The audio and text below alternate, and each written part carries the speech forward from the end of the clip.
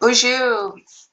This is Summer Sands Macbeth, Employment Counselor for the Walpole Island First Nation Employment and Training Program.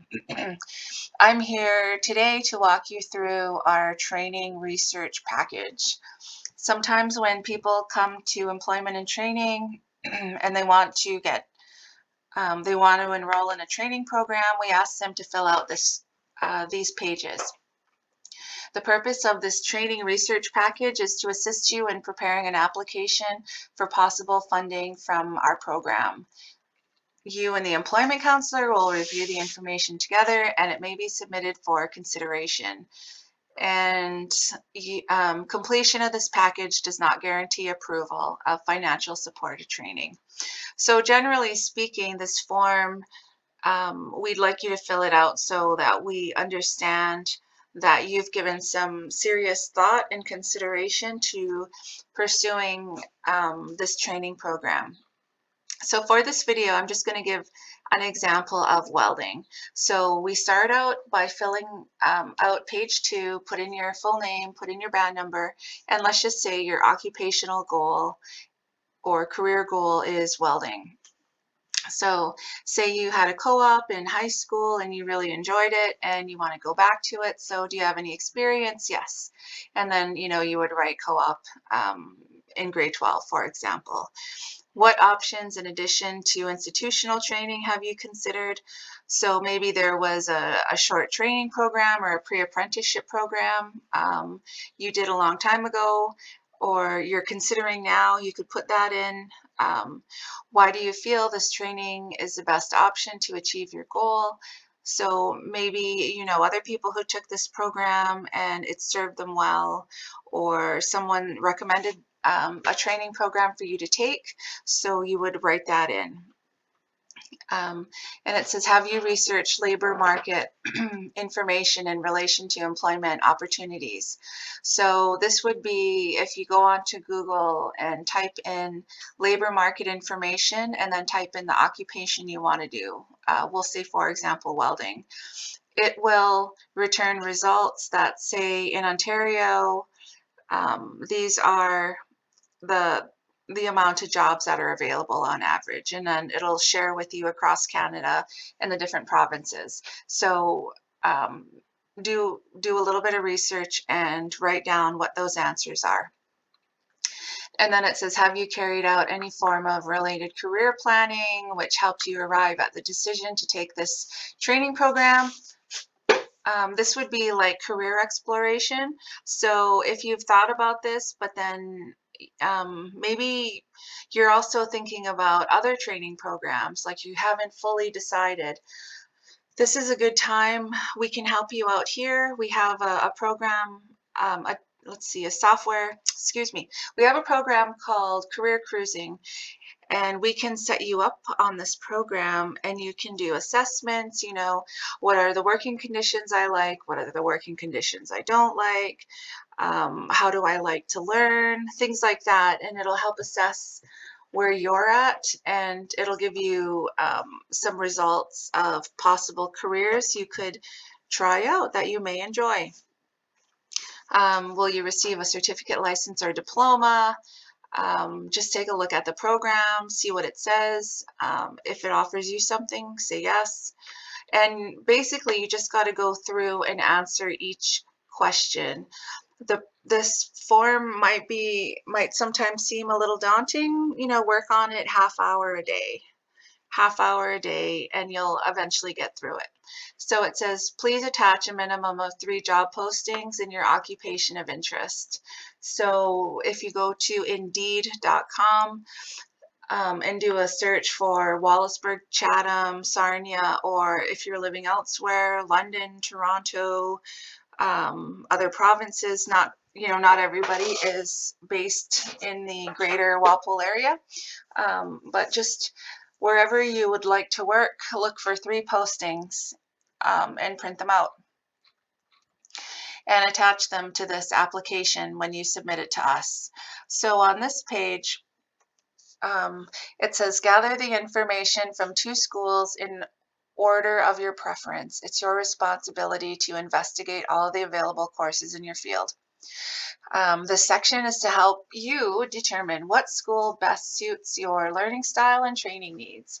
So the number one course and training institution information, this is your first choice. So say for instance, you want to do a program at Fanshawe College, and you've already applied or you're planning to apply, you would just fill out that information here. Course name, we'll say welding, for example, when it starts, when it ends, how many hours per week, um, and just go through and fill this out.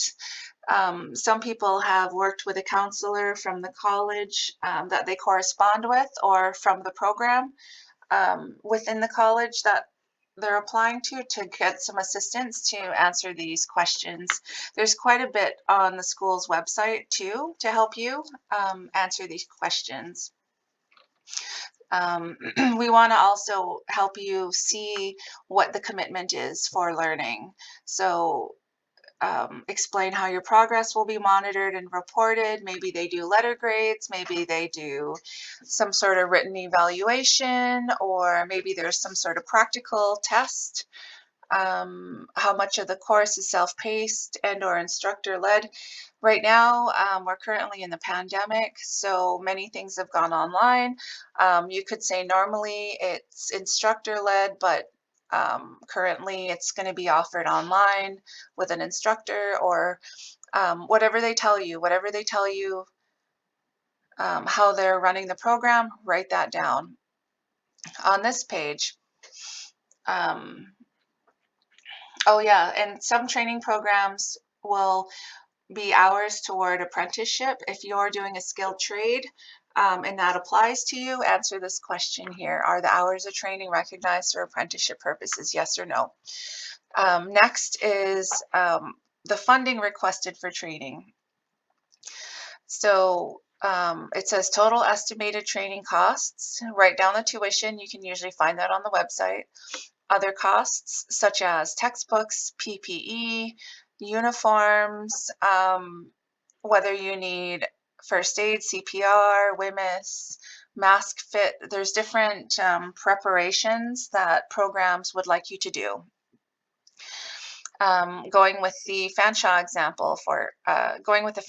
example, maybe you move to London and all you'll need is a bus pass. Write that in.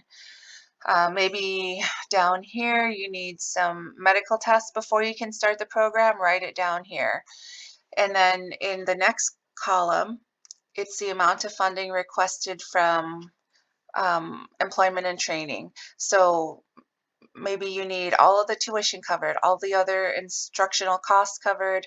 You need that bus pass or parking pass. And if you need a training allowance, please write that in. We don't have a box for that, but just write it underneath. I will need a training allowance. So this is a small allowance that we grant to help you with things like meals, to assist with just costs while you're in your training program. Just write that down underneath totals. Over here, the second course and training institution information, you don't have to apply to another school. That's not what we're saying. But let's say another school where they offer the program you're thinking about is, let's see, we'll say Durham College in Oshawa. So you would just fill that in.